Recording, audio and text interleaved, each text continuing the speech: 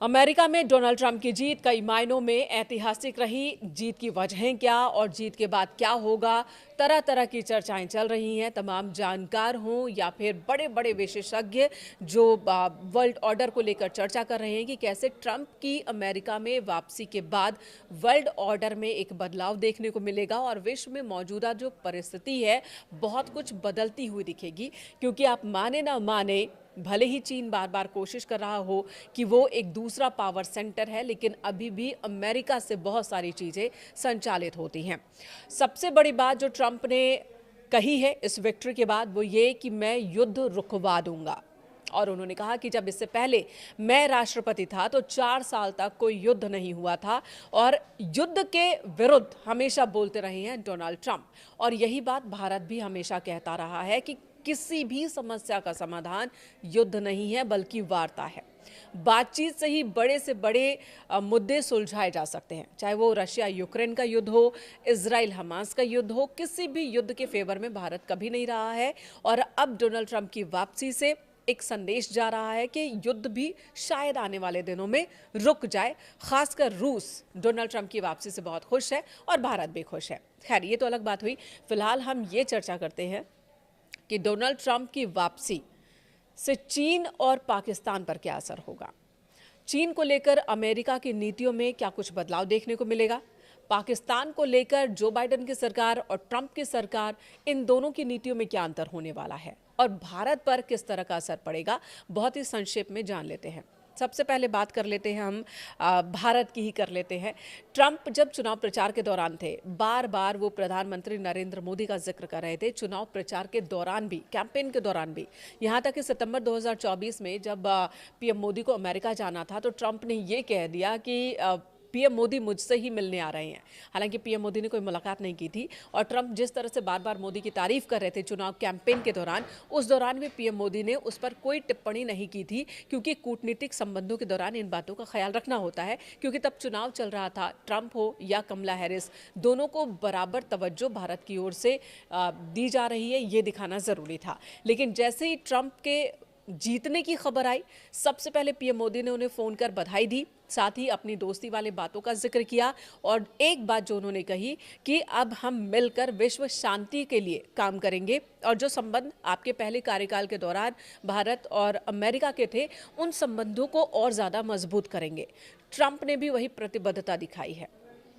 हालांकि भारत को लेकर H-1B वीज़ा की बात हो या फिर टैरिफ की बात हो, उस पर ट्रंप अपने पहले कार्यकाल के दौरान थोड़े सख्त थे और उन्होंने यहाँ तक कि टैरिफ किंग भी कह दिया था पीएम मोदी को, भारत को, और ये कहा था कि ये गलत है, समान नहीं है। तो हो सकता है कि यहाँ पर टैरिफ में बदलाव देखने को मिले, लेकिन यही बात भारत के फेवर में भी जा सकती है।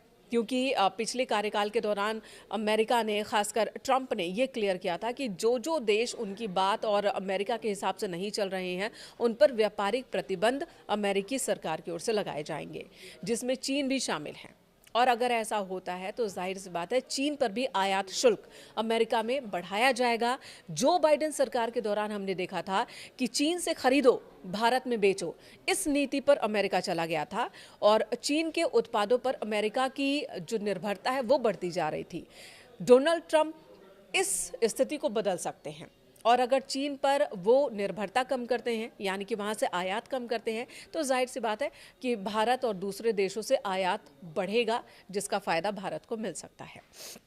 दूसरी तरफ हम ये बात कर लेते हैं H-1B वीज़ा की। तो उसे लेकर क्या नीति होगी, क्या रणनीति होगी डोनाल्ड ट्रंप की, इस पर भारत की नज़र है। ये तो रही भारत और अमेरिका की बात। हालांकि ट्रंप और मोदी के जो व्यक्तिगत संबंध है उसकी चर्चा हमेशा होती है और ये दोनों भी ये चर्चा करते रहे हैं। इस वजह से ये उम्मीद जताई जा रही है कि भारत को लेकर अमेरिका की जो नीतियां होंगी वो जो बाइडेन सरकार के दौरान जो नीतियां थी उससे बेहतर होंगी। वहीं बात अगर हम चीन की कर लें तो चीन के बारे में मैंने बताया कि किस तरह से डोनाल्ड ट्रंप हमेशा से इस बात के फेवर रहे हैं कि अगर कहीं कोई विवाद है तो उसका समाधान बातचीत से निकालिए, और अगर कोई लड़ाई है तो वो ट्रेड की लड़ाई होनी चाहिए, आर्थिक लड़ाई होनी चाहिए, ना कि युद्ध के मैदान में कोई फैसला होना चाहिए। पिछली बार भी चीन पर कई आर्थिक प्रतिबंधों का जिक्र अमेरिका की ओर से किया गया था और इस बार भी ऐसा किया जा सकता है। बार्केज की अगर हम बात माने तो बार्केज की ओर से एक अनुमान लगाया गया है कि ट्रंप सरकार के दौरान चीन के जीडीपी में यानी कि सकल घरेलू उत्पाद में 2% तक की गिरावट देखने को मिल सकती है। और ऐसा होता है तो उसका फायदा प्रत्यक्ष अप्रत्यक्ष तौर पर भारत को हो सकता है। हिंद प्रशांत क्षेत्र में चीन बहुत ही ज्यादा आक्रामक रवैया अपनाए हुए है और लगातार वो अपनी जगह को और मजबूत करता जा रहा है।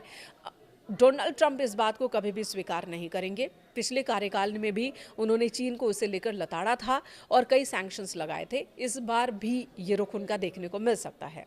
बात पाकिस्तान की कर लेते हैं। पाकिस्तान की भी चिंताएं बढ़ गई होंगी क्योंकि पाकिस्तान आतंकवाद का गढ़ माना जाता है। डोनाल्ड ट्रंप बार बार कहते हैं कि आतंकवाद के खिलाफ बहुत मजबूत लड़ाई की ज़रूरत है, जो कि भारत भी कहता है, और आतंकवाद के खिलाफ दोनों मिलकर लड़ेंगे। ये बात दोनों देशों की ओर से कही जाती रही है। लेकिन जो बाइडेन जब राष्ट्रपति बने तब पाकिस्तान को लेकर एक सॉफ्ट कॉर्नर अमेरिका में फिर से देखने को मिल रहा था। लेकिन अब डोनाल्ड ट्रंप फिर से लौट आए हैं। इससे पहले जब डोनाल्ड ट्रंप राष्ट्रपति थे तो आपको याद होगा कि पाकिस्तान को लेकर बहुत ही कड़ा रुख उन्होंने अपनाया था।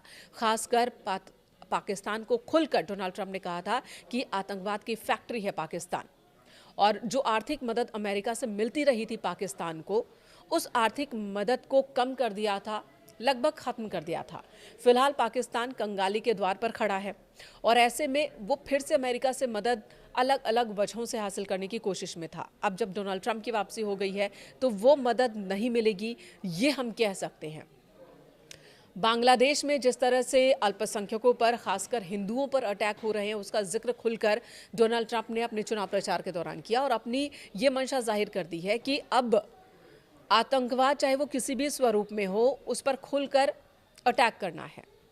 और ये बात पाकिस्तान के खिलाफ जा सकती है और भारत के पक्ष में ये बात भी जा सकती है। भारत के लिए एक और पॉजिटिव पॉइंट क्या है? 47वें राष्ट्रपति बनने जा रहे डोनाल्ड ट्रंप और पीएम मोदी के संबंधों के बारे में तो सबको पता है। भारत को लेकर जो अमेरिका की सोच है, ट्रंप की सोच है, वो भी पता है। लेकिन एक और अच्छी बात यह है कि अब जो उपराष्ट्रपति बनने जा रहे हैं जेडी वेंस, वो भी भारतीय मूल के हैं। जी हाँ, आंध्र प्रदेश में एक गांव है वडलूरू की उषा वेंस के पति हैं उपराष्ट्रपति जेडी वेंस। जेडी वेंस यानी कि भारत के दामाद के तौर पर इन्हें अब पेश किया जा रहा है, इनका जिक्र किया जा रहा है। वहीं इस चुनाव में 6 भारतवंशी सांसद भी चुने गए हैं। ये तमाम बातें भारत के फेवर में है, लेकिन फिलहाल अमेरिका की नई सरकार यानी कि डोनाल्ड ट्रंप की सरकार किस तरह की नीति बनाती है भारत को लेकर, पाकिस्तान को लेकर और चीन को लेकर, उस पर भारत की पैनी निगाह रहने वाली है। चीन के बाद अमेरिका भारत का सबसे बड़ा ट्रेड पार्टनर है और भारत अमेरिका के बाजारों में सबसे ज़्यादा निर्यात करता है। स्मार्टफोन से लेकर फार्मा उत्पादों तक अमेरिका बड़ा खरीदार है और ऐसे में अमेरिकी नीति का असर इस स्थिति पर भी पड़ सकता है, यानी कि निर्यात होने वाले वस्तुओं की स्थिति पर पड़ सकता है। सेवा निर्यात की बात की जाए तो 50% से अधिक हिस्सेदारी आईटी सेक्टर की है। सबसे ज़्यादा आईटी सेवा निर्यात भी अमेरिका में ही करता है भारत। और दोनों देशों के बीच अगर पिछले वित्त वर्ष की बात कर ले 2023-24 की, तब वस्तु और सेवा सेक्टर में 190 अरब डॉलर से अधिक का व्यापार हुआ था। और ये बात थोड़ी प्रभावित कर सकती है क्योंकि पिछले कार्यकाल के दौरान डोनाल्ड ट्रंप ने भारत को टैरिफ किंग कहा था और ये कहा था कि भारत अमेरिका से आयात होने वाली चीज़ों पर बहुत ज़्यादा शुल्क लगाता है, जबकि अमेरिका को निर्यात करने वाली उसकी चीज़ों पर अमेरिका ने उतना शुल्क नहीं लगाया है। और इस तरह से बाज़ार में समान दर पर चीज़ें मुहैया नहीं हो रही हैं दोनों देशों में। उसे लेकर एक आपत्ति थी, उसे लेकर एक फार्मूला भी तैयार हुआ था, लेकिन उस फार्मूले पर आगे काम नहीं हो पाया था क्योंकि अमेरिका में इलेक्शन हुआ, फिर जो बाइडेन राष्ट्रपति बन गए थे, डोनाल्ड ट्रंप हार गए थे। इस बार उस पर आगे की बात हो सकती है। हालांकि यही बात जो टैरिफ को लेकर है, यानी कि आयात शुल्क को लेकर है, वो भारत के पक्ष में भी जा सकती है क्योंकि आयात शुल्क चीन पर भी अमेरिका बढ़ा सकता है। और अगर ऐसा होता है तो चीन से आयात अमेरिका कम करेगा, यानी कि चीन की ओर से अमेरिका में निर्यात कम हो सकता है और उस जगह को, उस खाली जगह को भारत की ओर से भरा जा सकता है, यानी कि भारत की ओर से और ज़्यादा निर्यात अमेरिका को बढ़ सकता है, जिससे भारत को फायदा ही होगा।